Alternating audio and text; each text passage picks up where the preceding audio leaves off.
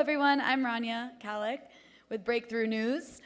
I want to thank you for inviting me to participate in this very important gathering with so many incredible people. I'm really honored to get to be here.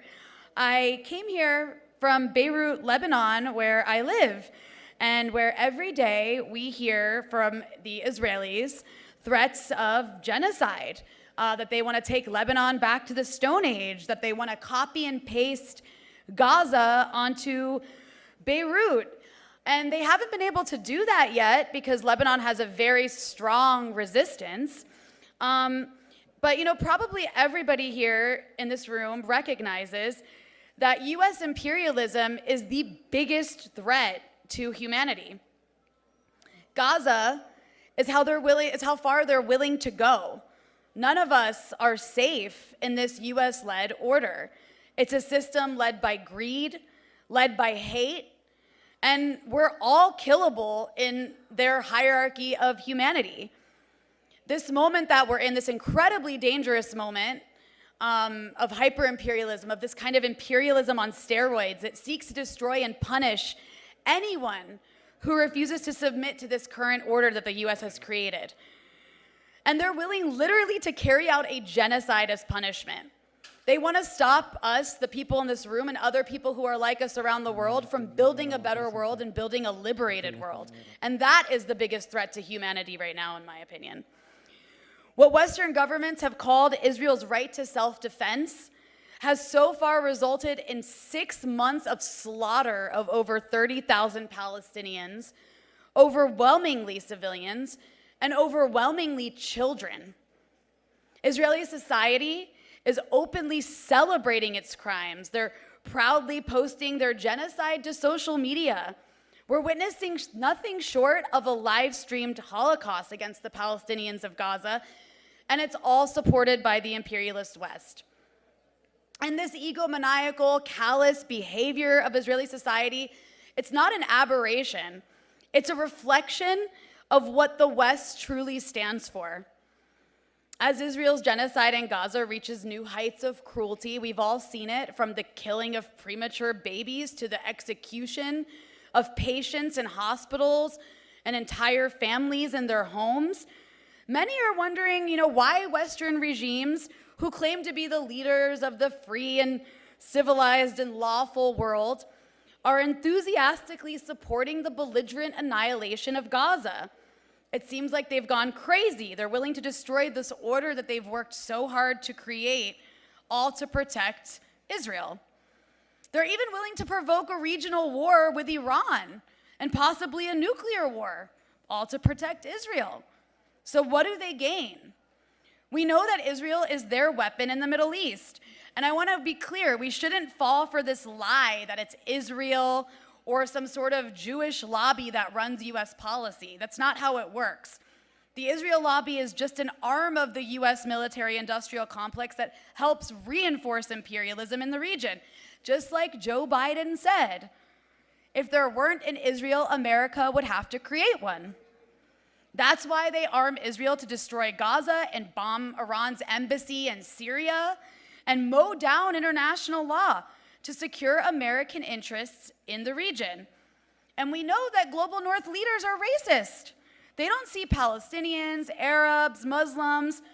They don't see the people of Latin America or Asia, in the words of Joseph Borrell, what he would call the jungle people. They don't see us as human. But I think the most important thing to understand about October 7th and what it's meant in terms of dangers to humanity is that it posed a threat to the Western imperialist project. What Palestinians did in the Al-Aqsa flood operation struck fear into the hearts of Western leaders. Joe Biden and Ursula von der Leyen and Anthony Blinken, they don't take kindly to indigenous people in the so-called jungle shooting at their precious garden. And Israel is one of their gardens. The West is backing the Gaza onslaught as part of a genocidal drive, not just against Palestinians, but against the oppressed people of the global South. They're sending a message that this is what happens if you dare to strike back against their rotten, colonial, capitalist, hyper-imperialist system. Israel versus Gaza is the global north versus the global south, and everyone feels it.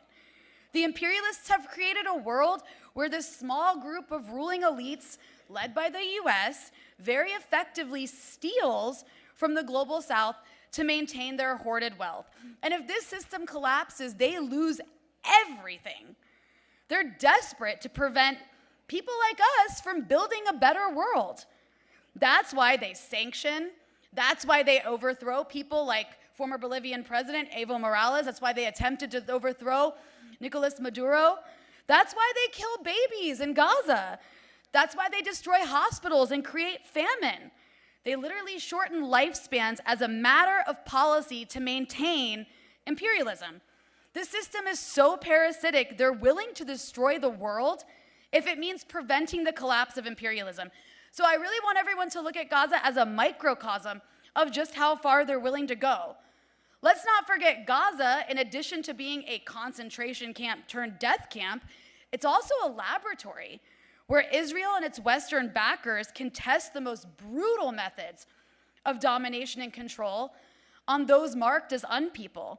The people of Gaza were marked for death a long time ago. They were put on a diet and placed under siege and subjected to carpet bombing campaigns every few years, each one worse than the next.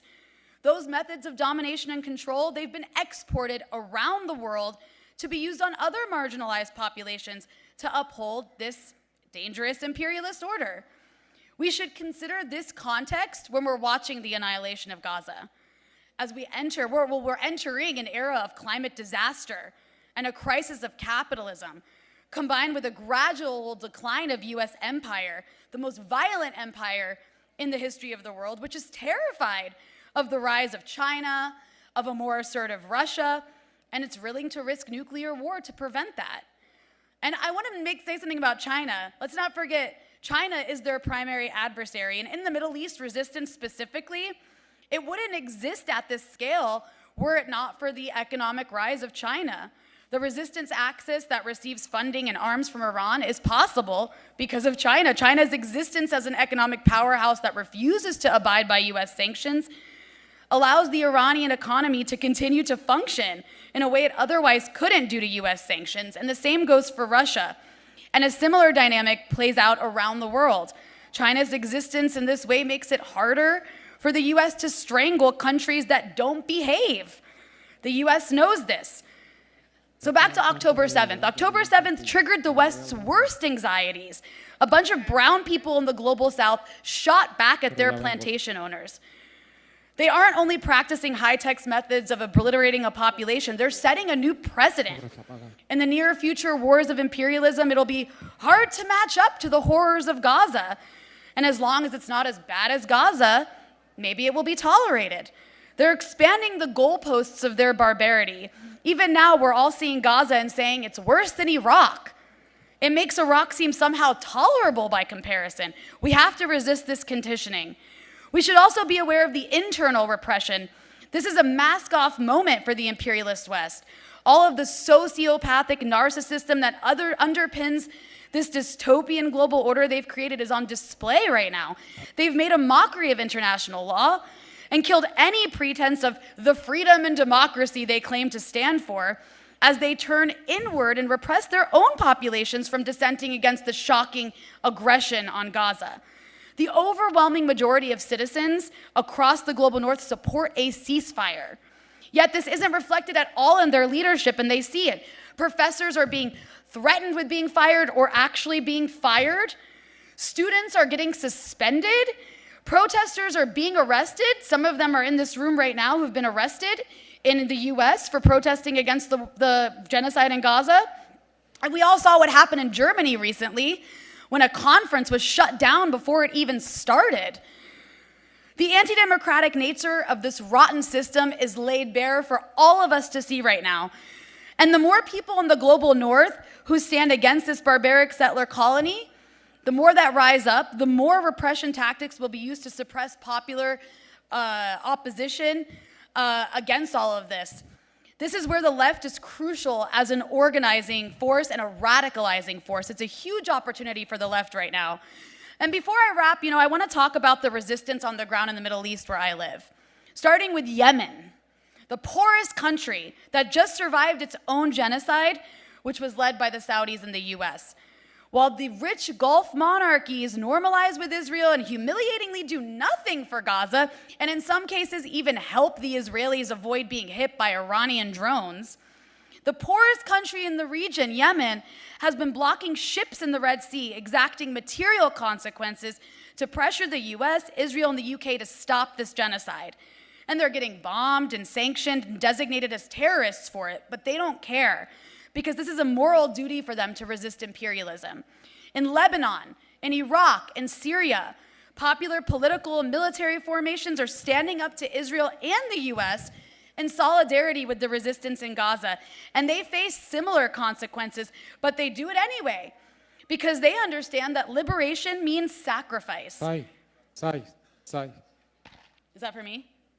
Me estoy muriendo de Okay, hambre. South Africa and Nicaragua, they're taking the case to the ICJ against Israel and Germany. No, I pero don't no want hay to sit nadie. here and, No hay nadie. overinflate how Usted- successful the resistance has been, but it's important that people don't seem to be scared of Israel anymore. Iran fired 300 missiles at Israel just last week, and Israel needed 4 countries to help protect it from those missiles.